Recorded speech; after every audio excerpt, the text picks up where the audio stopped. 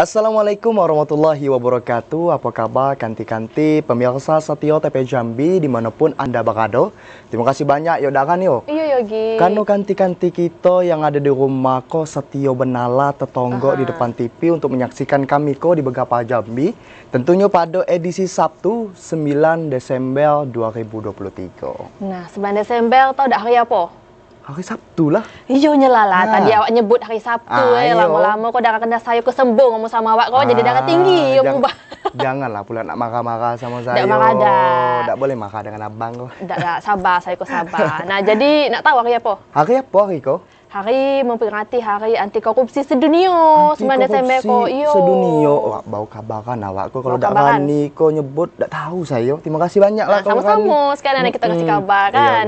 Nah, jadi iyo Hari Anti Korupsi Dunia kau juga diperingati supaya kita kau bagi pengingat ya untuk melawan dan aksi bersuara melawan korupsi tadi. Betul, benar. Dan juga supaya kita sebagai masyarakat juga introspeksi diri supaya tidak melakukan korupsi. Betul. Harus memberantas korupsi. Benar betul. Nah, selain kita ngasih kabar kalau hari ko juga hari anti korupsi sedunia, kita nak ngasih kabar apa dalam Bekaba Jambi ko Gi? Banyak benar lah kabar yang nak kita sampaikan kepada kanti-kanti ko. Kani nak tahu nak tahu nian. Nak tahu nian lah. Nak tahu nian lah. Nah, salah sikit ko kanti-kanti karena kita ko lah masuk musim penghujan sehingga 7 kecamatan di Kabupaten Tanjung Jabung Timur rawan banjir. Nah, selain juga rawan banjir, musim penghujan ko juga masyarakat diimbau untuk waspada penyakit demam berdarah. Nah, selanjutnya kanti-kanti, STTP menjadi syarat peserta pemilu saat melakukan kampanye. Nah, kanti-kanti macam mana berita selengkapnya bersama saya Yogi Apakelianto dan saya Kerani Utari Ikola Bekaba Jambi. Selengkapnya.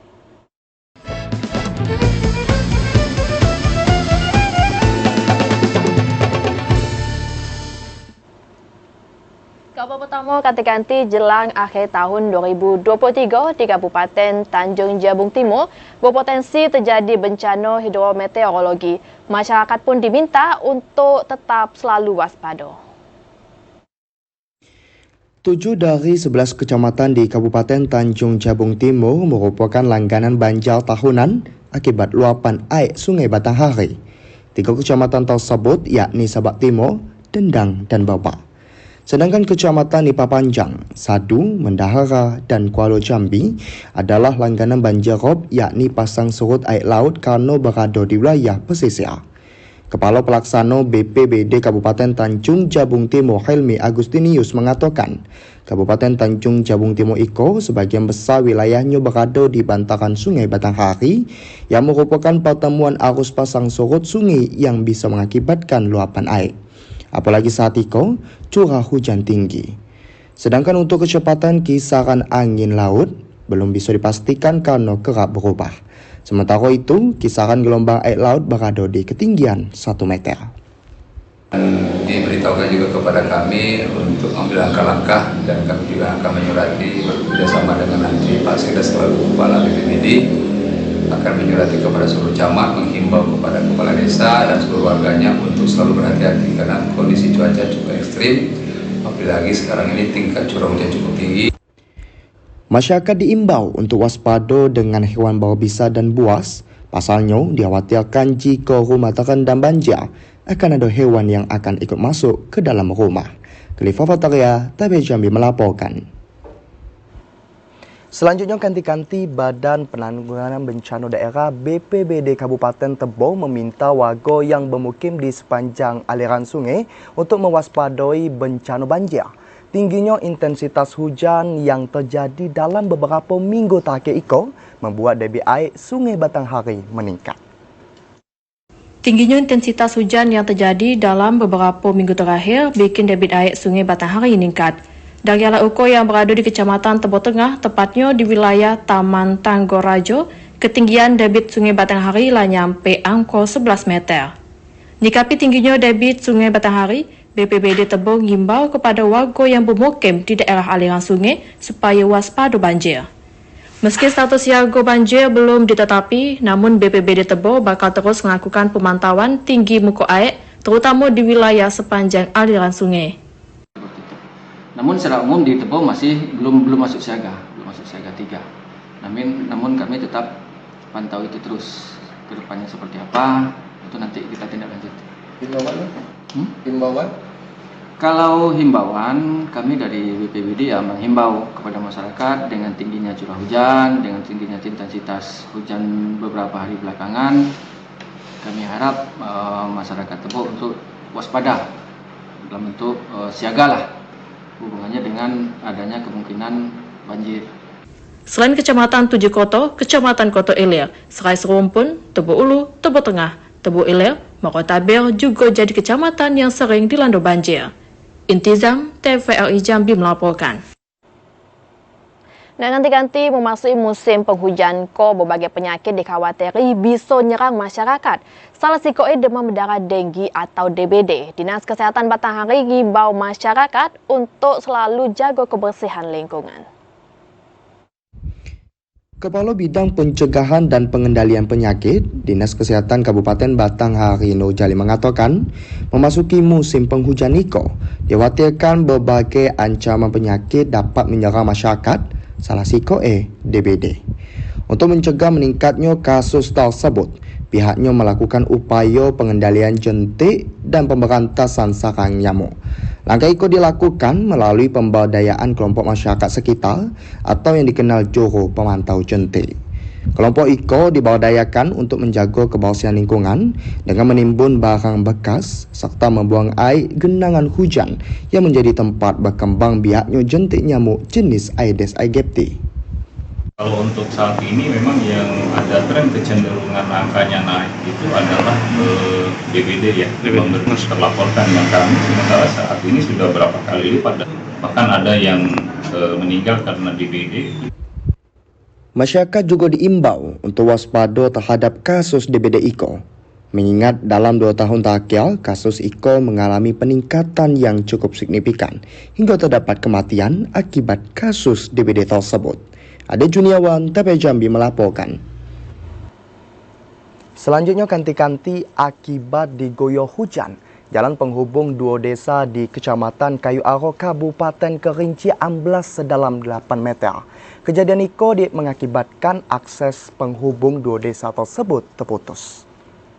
Macam itulah kondisi jalan amblas di Desa Batang Sangir, Kecamatan Kayu Aro, Kabupaten Kerinci. Jalan penghubung 2 desa itu amblas akibat digoyor hujan lebat yang melanda Kabupaten Kerinci sejak sepekan kemarin. Kondisi badan jalan yang mengalami retak-retak dan amblas bikin jalan utama yang menghubungi 2 desa, yakni Desa Batang Sangir dan Desa Kesik Tua, tak bisa dilewati. Selain membahayakan, banyaknya retakan jalan juga bikin jalur sentra perekonomian warga terganggu. Hujan kemarin, hari Kamis sore, hujannya kan lebat betul itu. Jadi airnya naik gitu maksudnya? Airnya nggak naik, cuman mungkin dari bawah itu yang lemahnya itu tanahnya itu kan ada itu dengan renggang mungkin jadi roboh gini. Bawahnya itu rebah, jatuh kan? Ya. Bunyinya sama itu ada lindu kan? Nah, jadi orang semua sini terus siangnya itu tinggal atasnya itu dikit. Jadi sama orang-orang sama Pak Kades terus digempur. Nanti kalau takutnya ada mobil situ. Warga berharap pemerintah daerah segera baiki jalan longsor supaya bisa balik dilewati. Selainlah nutup sementara jalan yang amblas, warga juga diimbau untuk sementara tidak lewati jalan yang amblas iko. Ilwan, TVRI Jambi melaporkan. Nah, di musim penghujan banyaknya Iyo. yang harus diwaspadai semua Betul, masyarakat. benalah. Tadi ada banjir, Iyo.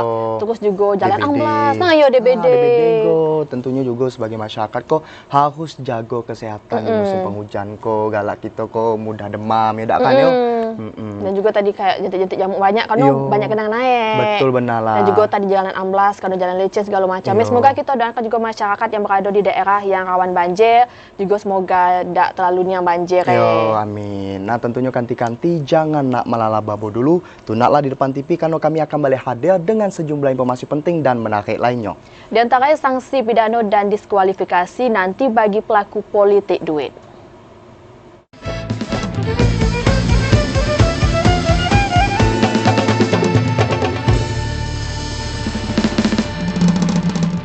Terima Terima kasih ganti-ganti masih nonton Berkabar Jambi. Dan ganti-ganti Bawaslu Provinsi Jambi gelar apel siaga pengawasan pemilu serentak tahun 2024. Apel siaga pengawasan IKO merupakan wujud kesiapan dan komitmen Bawaslu untuk nyuksesi pemilu 2024 lagi dalam mengawal dan ngawasi seluruh tahapan pemilu. Memasuki tahapan kampanye, Badan Pengawas Pemilihan Umum Provinsi Jambi menggelar apel siaga pengawasan pemilu serentak tahun 2024 di lapangan utama kantor Gubernur Jambi. Apel siaga pengawasan IKO merupakan wujud kesiapan dan komitmen Bawaslu untuk menyukseskan pemilu 2024 dalam mengawal dan mengawasi seluruh tahapan pemilu. Wakil Gubernur Jambi Abdullah Sani mengatakan, Bawaslu memiliki tugas dan wewenang yang cukup berat. Selain sebagai lembaga yang bertugas mengawasi tahapan penyelenggaraan pemilu, juga memiliki peran dalam melakukan upaya pencegahan dan penindakan pelanggaran sebagaimana yang diatur dalam Undang-Undang Nomor 7 Tahun 2017 tentang Pemilu. Untuk itu, diperlukan strategi dan sinergi bersama seluruh jajaran terkait, termasuk pemerintah daerah agar pengawasan pemilu dapat berjalan optimal. Pemprov Jambi mengajak seluruh pihak untuk dapat mengawasi pelaksanaan tahapan pemilu agar berlangsung jujur dan adil sehingga terwujud pemilu yang demokratis, berkualitas dan berintegritas. Pemerintah berharap Bawaslu mampu merespon dengan cepat temuan maupun laporan pelanggaran pemilu dengan langkah-langkah yang responsif.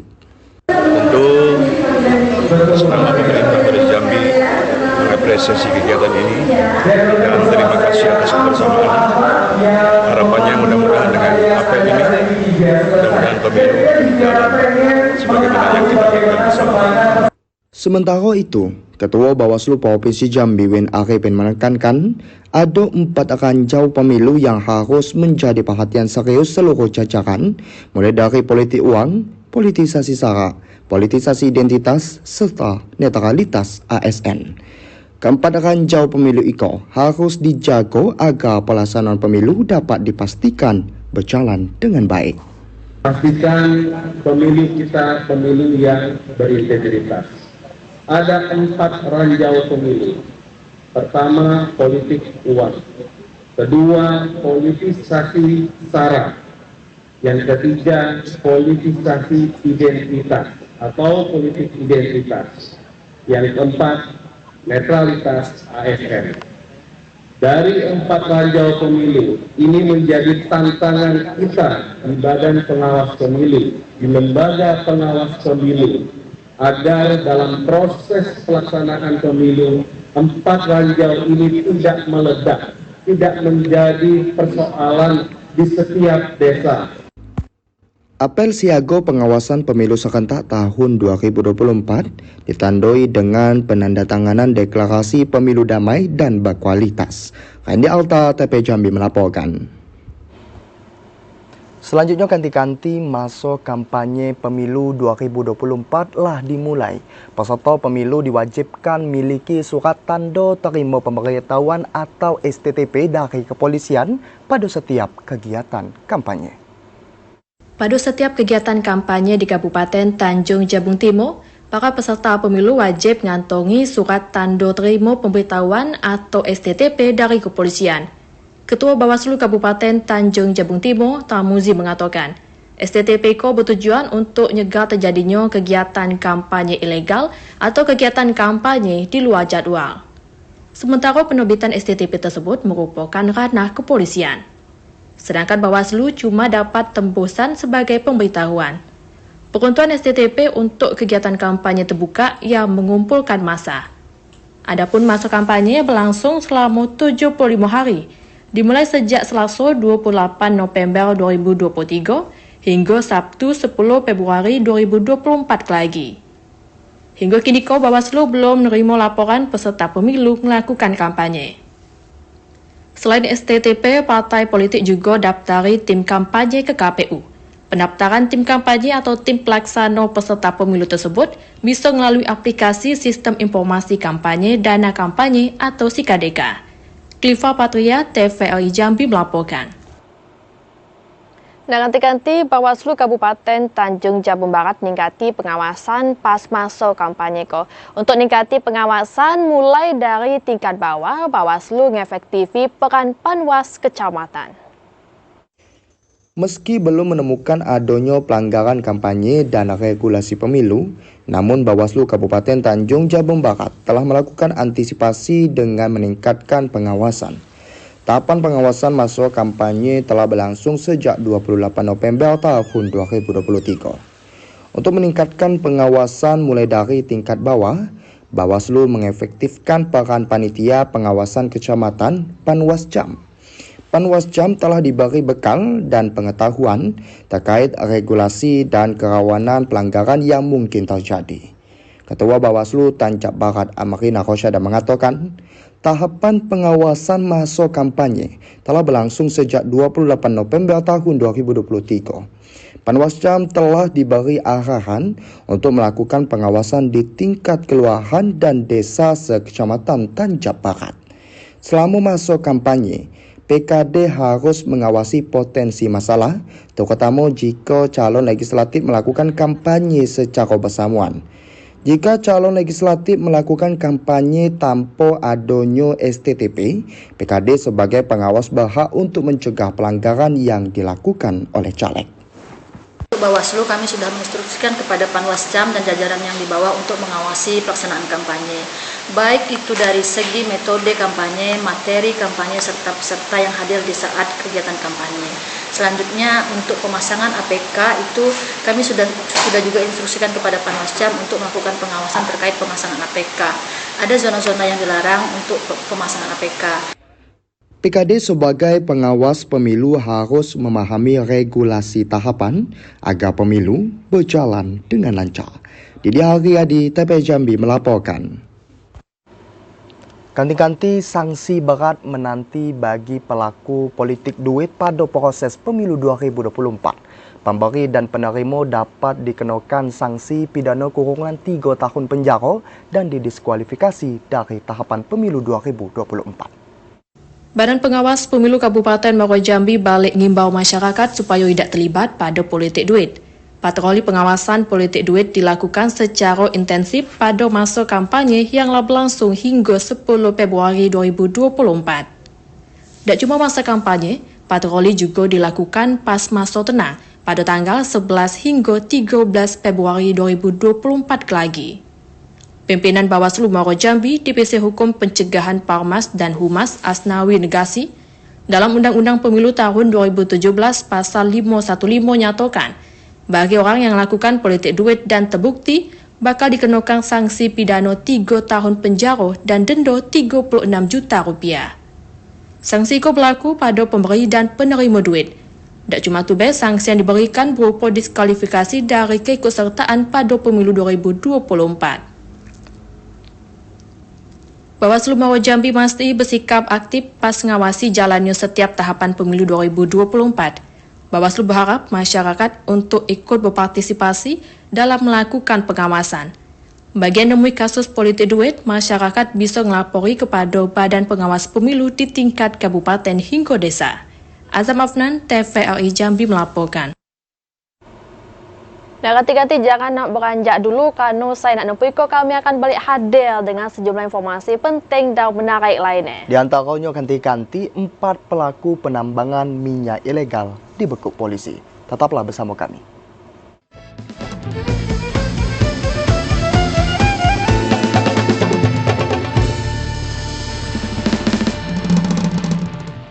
Terima kasih ganti-ganti masih nonton Berkabar Jambi. Ketika nanti akibat kurangnya penekanan harga bahan pokok bikin Provinsi Jambi balik ngalami inflasi.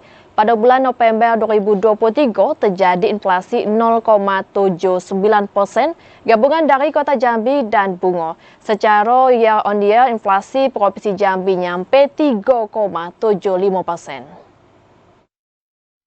Badan Pusat Statistik BPS Provinsi Jambi mencatat inflasi di bulan November 2023 sebesar 0,79%. Inflasi itu merupakan gabungan inflasi dari Kota Jambi dan Bungo, di mana secara years on years angka inflasi Provinsi Jambi mencapai 3,75%. Kepala BPS Provinsi Jambi Agus Sudibyo mengatakan, untuk Kota Jambi terjadi inflasi sebesar 0,89% dan bunga 0,81%. Tingginya inflasi di bulan November itu disebabkan karena melonjaknya harga bahan pokok di pasar tradisional. Kemudian kurangnya penekanan harga bahan pokok, salah satunya cabai, gula, dan beras yang menjadi penyumbang inflasi. Pemerintah Provinsi Jambi diharapkan dapat mengendalikan harga bahan pokok sehingga inflasi Provinsi Jambi tidak lebih dari 4%. Kalau kita lihat upaya-upaya tahun kemarin kayaknya lebih masif dibandingkan dengan sekarang untuk bulan 10-11. Tapi tentunya ini berhubungan dengan faktor eksternal juga ya, bahwa beberapa wilayah kan mungkin untuk produksi cabainya tidak sebagus dengan tahun kemarin, kan kondisinya seperti itu ya. Artinya ada faktor lain di luar kurang atau di luar tidak masifnya upaya untuk pengendalian harga cabai itu tadi. Ya, sebenarnya memang terutama dari sisi produsennya. Diperkirakan pada Desember itu akan kembali menyumbang inflasi yang cukup tinggi. Pasalnya, pada perayaan Natal dan Tahun Baru mendatang akan membuat sejumlah harga bahan pokok kembali mengalami kenaikan. Joko TP Jambi melaporkan. Selanjutnya kanti-kanti 4 pelaku penambangan minyak ilegal dibekuk polisi. Pelaku diamankan setelah kedapatan melakukan aktivitas penambangan minyak ilegal di Kabupaten Sarolangun. Subdet 4 Tipitel Ditreskrimsus Polda Jambi ngamani pelaku penambangan minyak ilegal di Desa Samaran, Kecamatan Pau, Kabupaten Sarolangun. 4 pelaku dibekuk pada kasus perkara iko. Orang itu diantaranya berinisial MT, E, IW, dan LP. Para pelaku iko diamani pas kedapatan melakukan aktivitas ilegal drilling di lokasi penambangan. Pas diamani, polisi berhasil ngamani barang bukti berupa bahan bakar minyak olahan, alat pompa minyak, dan sejumlah barang bukti lainnya. Direktur Reserse Kriminal Khusus Polda Jambi, Kombes Pol Christian Tori mengatakan, para pelaku iko merupakan para pekerja tambang yang diduga ilegal. Kini polisi masih memburu pemilik lahan yang telah diketahui identitas keberadaannya. Atas kejadian itu, para tersangka disangkakan pasal migas dengan ancaman 6 tahun kurungan penjara. Asyal, TVRI Jambi melaporkan. Nah, kanti-kanti demikianlah berkabar Jambi kita pada hari ini. Terima kasih banyak atas segala perhatian dan kebersamaannya. Dan saya Yogi Aprilianto. Saya Keradi Utari bersama kerabat kerja petugas pamit undur diri. Wassalamualaikum warahmatullahi wabarakatuh dan sampai jumpa.